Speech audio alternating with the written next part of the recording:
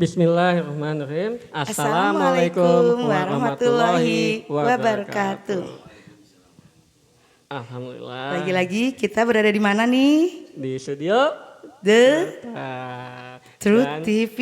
ada Ada sahabat-sahabat sahabat yang kita setia menanti, kita ya Mas Allah. menemani. Alhamdulillah ya Di mana nih ini studionya?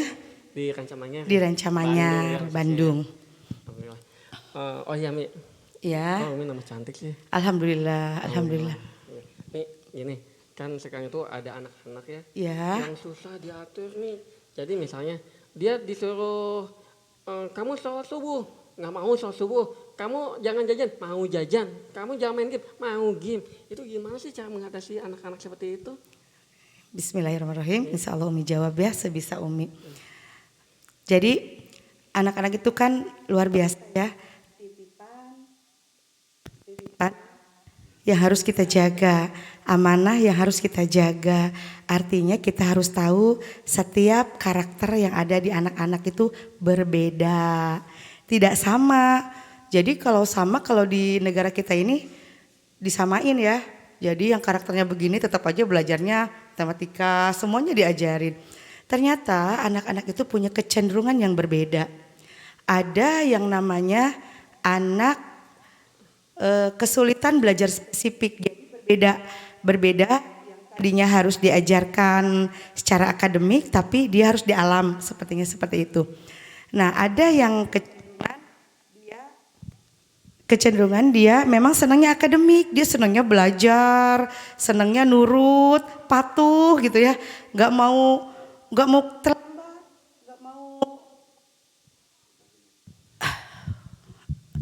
terlambat, nggak mau, jadi kayaknya ibunya tuh seneng gitu ya, dia tertata gitu.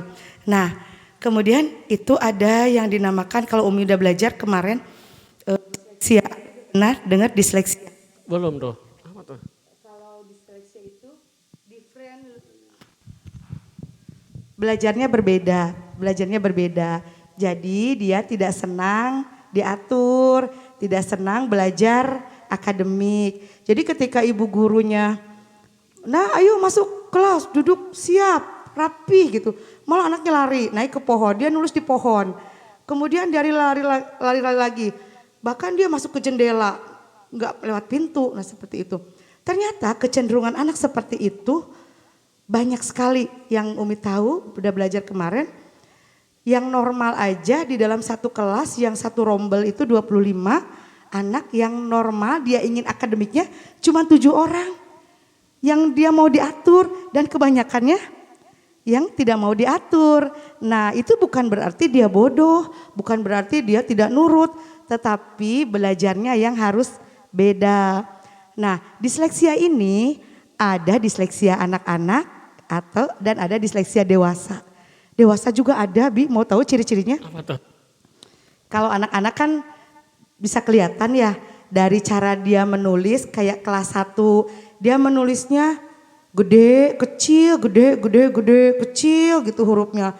Lalu hurufnya jelek banget, nggak bisa dibaca. Kemudian dia cenderung nyaman dengan dirinya sendiri. Dia cenderung imajinasinya sangat tinggi. Jadi dia berpikir orang yang nggak kepikir gitu.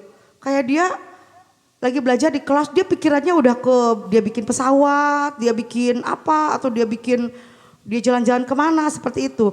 Nah itu seorang ibu tuh harus tahu kecenderungan anaknya. Jangan sampai dipaksa. Udah anaknya nggak mau belajar matematika, ibunya suruh ikutan olimpiade matematika. Itu nggak akan nyambung. Kalau yang dewasa biasanya pelupa. Misalnya naik Gojek tuh, terus helmnya dibawa sama kita. Bu itu helmnya. Itu ciri-cirinya, ciri-ciri disleksia. Kemudian dia nggak bisa teratur hidupnya. Hidupnya nggak teratur kalau tidak diintervensi dari kecil. Kenapa harus diintervensi dari kecil? Untuk merubah kebiasaannya.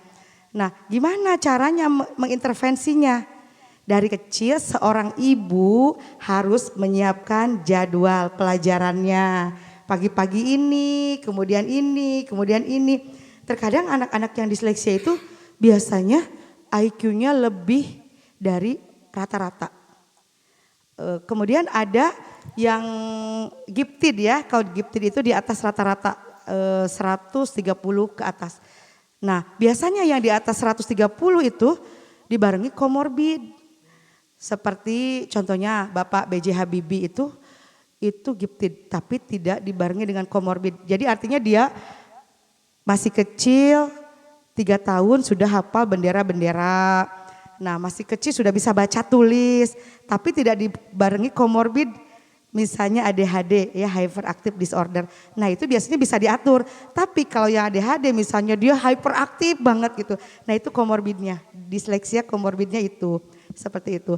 Jadi seorang ibu harus tahu seorang psikolog buat anaknya.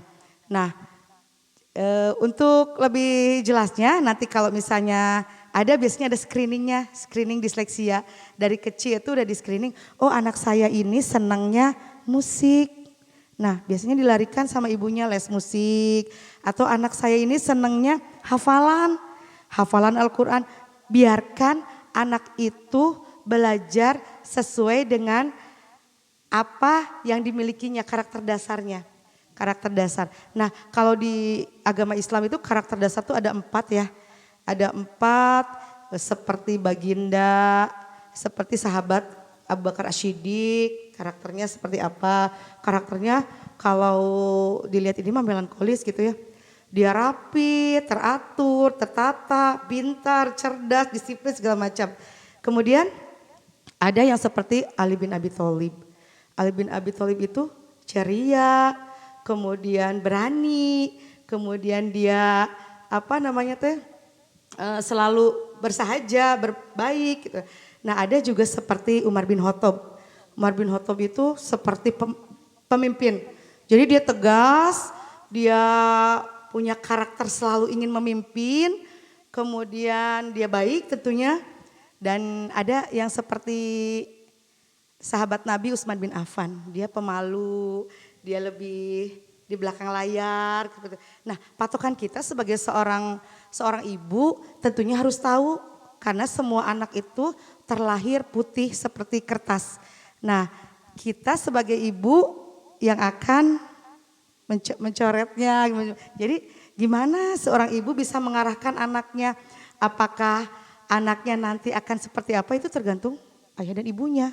Seperti itu. Nah jangan khawatir mengenai tadi ada kesulitan belajar. Nah itu tantangannya. Seorang ibu gimana bisa mengintervensi dari dini anaknya biar hidup sesuai dengan karakternya, karakter dasarnya dia gitu kan. Terkadang sering menyalahkan, anak ini mirip siapa ya, karakternya ke siapa ya. Terus tanpa sadar ibu dan ayahnya tuh misalnya anaknya kok seneng nyanyi, sementara ibu dan bapaknya tuh gak seneng nyanyi gitu. Padahal di dalam karakter dasar orang tuanya ada, ternyata belum terintervensi sejak dini. Nah kenapa ada, ini mirip tetangga ya anak saya kok kayak gini gitu ya. Kok anak saya ini lincah sementara ibu dan ayahnya nggak seperti ini. Nah seperti itu. Jadi jangan khawatir kalau punya anak yang disleksia. Biasanya anak disleksia itu lebih lama membaca, bisa membaca tuh lama. Kadang-kadang kelas 2, kelas 3, kelas 4 walaupun itu udah diajarin, udah dilesin gitu ya. Tapi tetap aja karena cara berpikir dia itu beda dari yang lain. Coba Abi waktu kecil gimana? Ada nggak kecenderungan itu? Kemungkinan ada. Karena apa? Karena ciri-cirinya susah diatur. Ciri-cirinya misalnya dia cenderung melawan terus. Karena kalau tipe-tipe yang akademik itu biasanya nantinya akan jadi pekerja yang ulet tekun. Tapi kalau anak-anak disleksia ini biasanya jadi pengusaha. Bahkan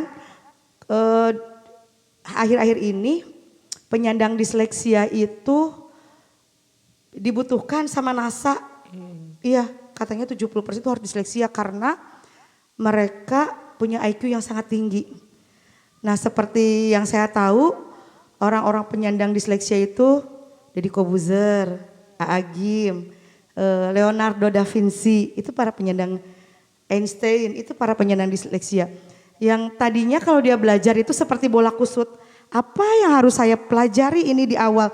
Tapi ketika dia menemukan paknya di situ, dia akan menyenangi. Dan nggak sedikit loh orang-orang disleksia itu yang sukses. benar-benar sukses. Tergantung intervensi dari orang tuanya. Mungkin kita juga salah satu penyandang disleksia ya.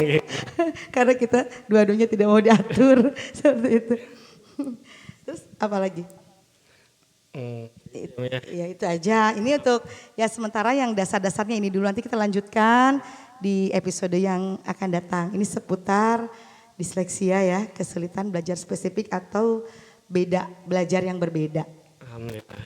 Alhamdulillah itu penjelasan disleksia ya dari istri saya, semoga bermanfaat dan barokah ya. Alhamdulillah, kita tutup. Wassalamualaikum warahmatullahi wabarakatuh.